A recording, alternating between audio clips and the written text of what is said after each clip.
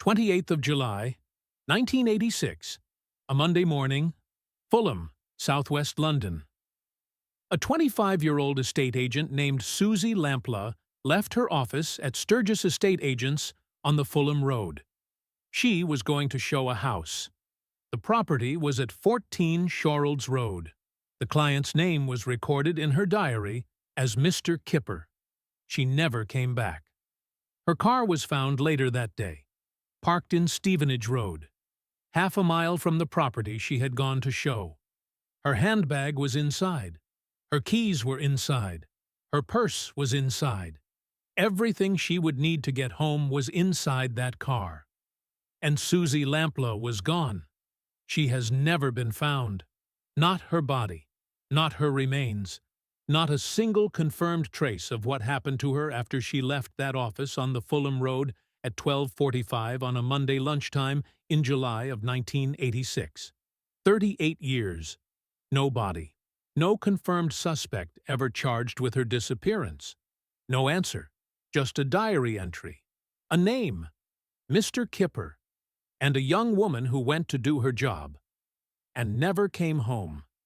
This is the British casebook. This is the documented record of the Suzy Lamplugh investigation. If this documentary is useful to your research, leave your analysis in the comments. Hit the like button, subscribe to this channel, and hit the notification bell so you never miss a new case. Who she was. Suzy Lamplugh was born on the 14th of October, 1960, Cheltenham, Gloucestershire. Her father, Paul, was a solicitor. Her mother, Diana, would later become one of the most determined and effective campaigners for personal safety in British history. Suzy grew up in a comfortable middle-class family. She trained as a beautician. She worked as a beautician on board the ocean liner QE2. She was adventurous, sociable, confident. She returned to London and retrained.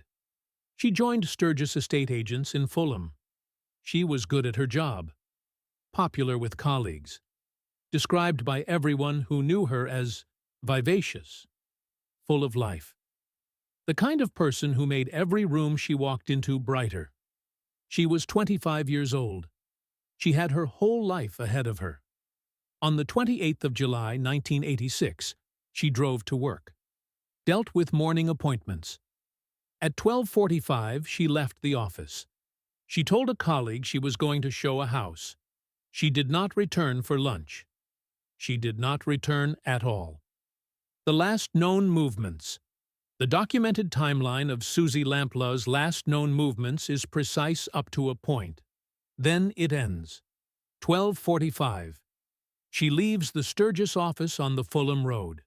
She is seen by a colleague leaving the building. She drives to 14 Shorrolds Road, Fulham. The appointment in her diary, Mr. Kipper, is listed for 12:45. A neighbor at Shorrolds Road later told police she saw a young woman matching Suzy's description outside the property. She was with a man. Tall, dark hair, well-dressed. They appeared to be talking normally. Nothing alarming. Nothing that suggested anything was wrong. That neighbor's account is the last confirmed sighting of Suzy Lamplugh alive. After that moment, nothing. At approximately 4 o'clock that afternoon, colleagues at Sturgis began to worry. Suzy had not returned, had not called, was not answering. Her boss, Harry Riglin, reported her missing to the Metropolitan Police that evening. Officers found her company car, a white Ford Fiesta, parked in Stevenage Road, Fulham. The car was unlocked, her handbag on the back seat, her purse inside, her keys inside. No sign of a struggle, no sign of injury, no sign of Suzy. The investigation opens. The Metropolitan Police opened a missing persons investigation. It quickly became clear this was not a straightforward disappearance. A young professional woman. Her car left unlocked with all her belongings inside, in a street close to where she had been going. In the middle of a working Monday afternoon. The circumstances pointed immediately to something serious. The name in her diary, Mr. Kipper, became the central focus. Investigators attempted to establish who had made the appointment. The appointment had been made by telephone. The caller had given the name Mr. Kipper. No further details, no address, no contact number beyond what was standard for appointment booking at the time. Sturgis estate agents had no record of a Mr. Kipper as an existing client. There was no Mr. Kipper. The name was false. Whoever had called that office and made that appointment had given a false name, had specifically chosen to leave no traceable identity. The investigation canvassed the area around Shorrolds Road. Witness statements were taken from everyone who might have seen Suzy or the man she was with. A photo fit was constructed from the neighbor's description. Tall man, dark hair, well-dressed. The photo fit was released publicly. It generated enormous press coverage. The case became one of the most reported missing persons cases in British history almost immediately. The public response was significant. Hundreds of calls came in. Many reported seeing someone matching the photo fit. None led to a confirmed identification. The photo fit was later assessed by investigators as probably not reliable enough to constitute a true likeness. Because witness descriptions of faces, as the Barry George case had demonstrated, are fundamentally unreliable under media saturation conditions. The estate agent safety issue. The Suzy Lamplugh case immediately highlighted a specific and previously under-acknowledged occupational safety issue. Estate agents routinely showed properties to clients they had never met, often alone, often at quiet properties, often with no one knowing precisely where they were going or who they were meeting. The system relied entirely on the assumption that clients were who they said they were, that names given over the telephone were real names, that appointments were legitimate. There was no verification, no system requiring identification from clients, no protocol for loan workers showing properties, no mandatory check-in system, no requirement to share client details with colleagues before leaving the office. Suzy Lamplugh walked out of her office to meet a man whose name was false, and nobody had any way of knowing that until she did not come back. The immediate industry response to her disappearance began the process of changing those practices. The National Association of Estate Agents issued new guidance. Loan working protocols were developed. Verification requirements for client appointments began to be implemented. These changes were direct responses to what happened on the 28th of July, 1986.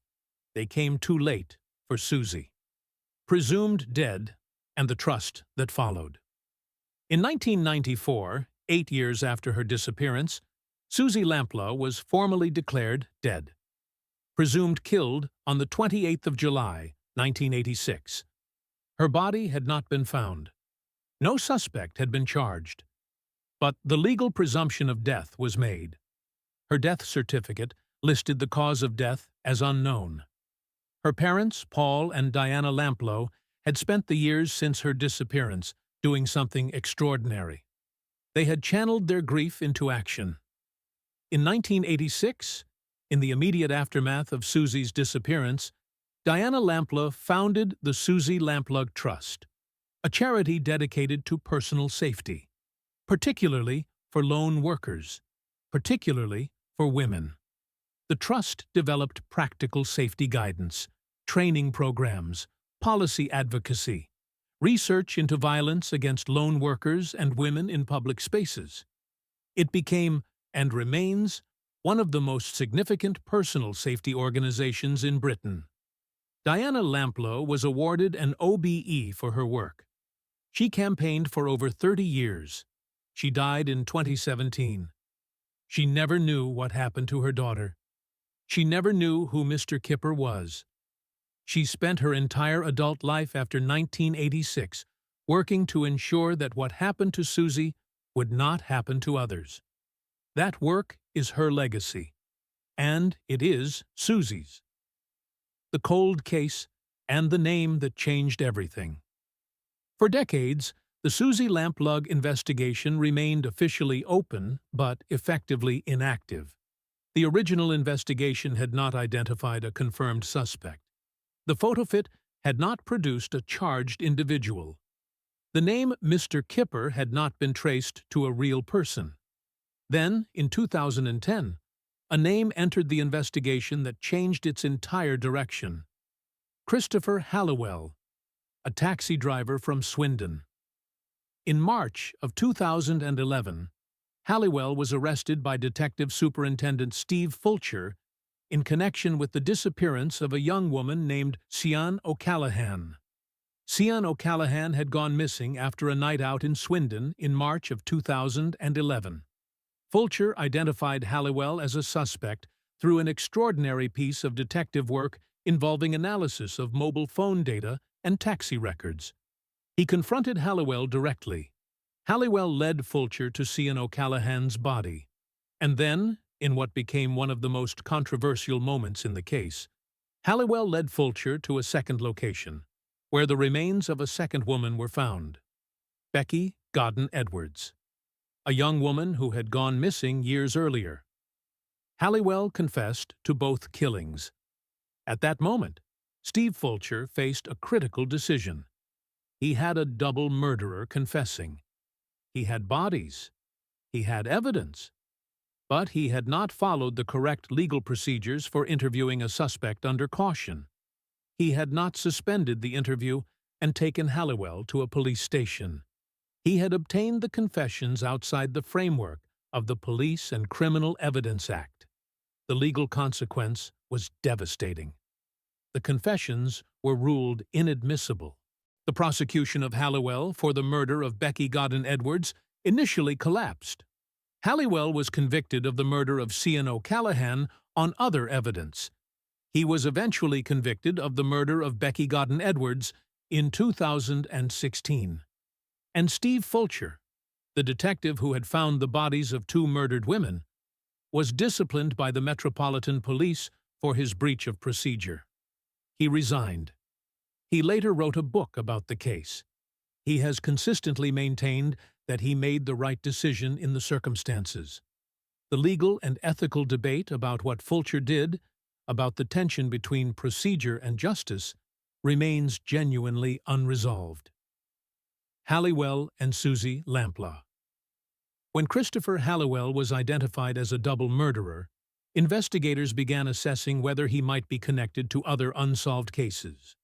The Suzy Lamplugh investigation was one of those cases. Halliwell had worked as a driver in the London area during the 1980s. He had connections to Fulham and southwest London. The timeline of his movements was assessed against the known timeline of Suzy Lamplugh's disappearance. No forensic evidence directly connecting Halliwell to Suzy Lamplugh has been publicly confirmed. No charge has been brought, no conviction has been secured. But Halliwell has been formally named as the prime suspect in the Suzy Lamplugh case by Wiltshire Police. In 2018, Wiltshire Police confirmed they were treating Halliwell as the main suspect. They conducted searches at properties associated with him, including a field in Eastleach in Gloucestershire. Nothing conclusive was found. Halliwell has never been charged with Suzy Lamplugh's disappearance or murder. He has never admitted involvement. He is currently serving a whole-life tariff for the murders of Sian O'Callaghan and Becky Godden Edwards. He will never be released. Whether he was Mr. Kipper, whether he was the well-dressed man with dark hair who stood outside 14 Shorrolds Road on a July afternoon in 1986, has never been established beyond the level of investigative suspicion. The search for Suzy.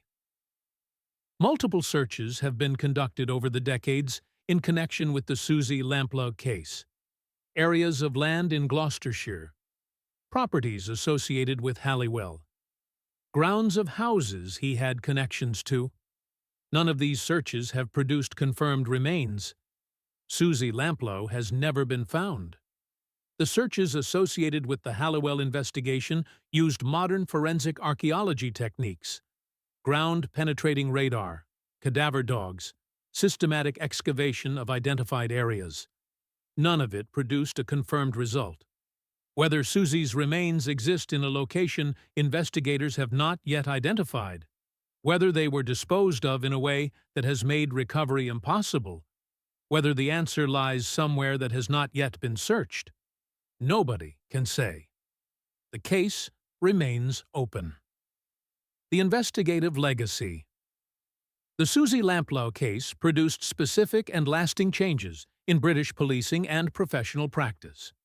The lone worker safety protocols that developed in the estate agency industry following her disappearance have been extended and refined across multiple sectors: healthcare workers, social workers, delivery drivers, anyone who works alone in locations that cannot be continuously monitored.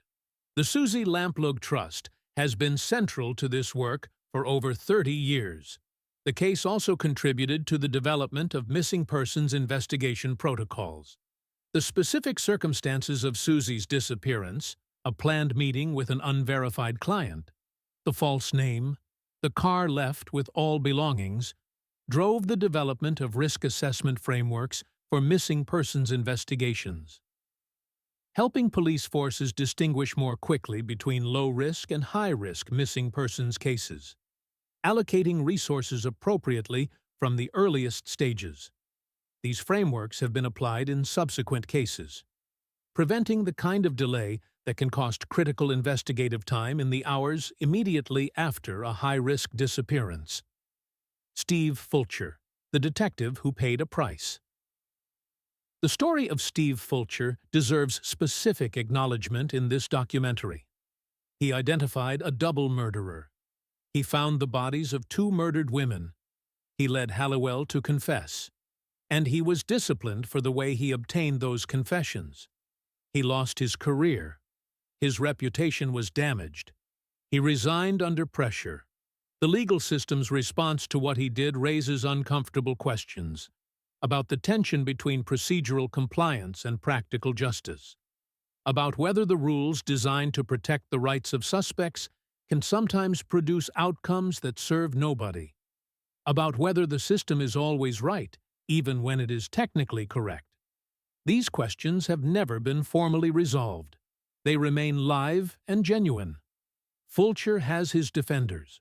The families of his victims have expressed public support for him.